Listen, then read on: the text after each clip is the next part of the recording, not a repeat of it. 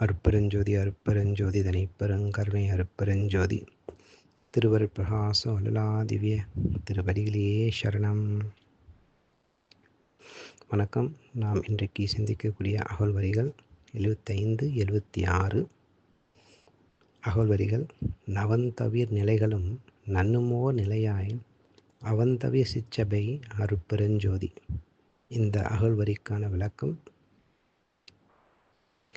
புதிய ஒரு பொருள் கிடைத்தாலோ அல்லது வாங்கினாலோ சில நாட்களுக்காவது அப்பொருளின் மீது தனிப்பட்ட ஒரு ஆசை எழுவது இயல்பு.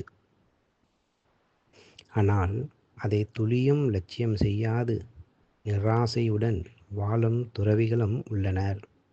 நவம் என்பது புதியது, நவயுகம் என்பது புதிய யுகம்.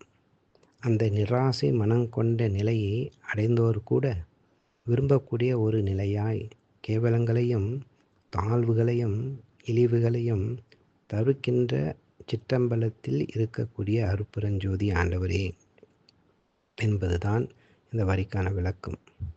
குறிப்பு: சரியை, கிரியை, யோகம், ஞானம் என்ற நான்கில் சரியையில் சரியை, சரியையில் கிரியை, சரியையில் யோகம், சரியையில் ஞானம் என விரியும்.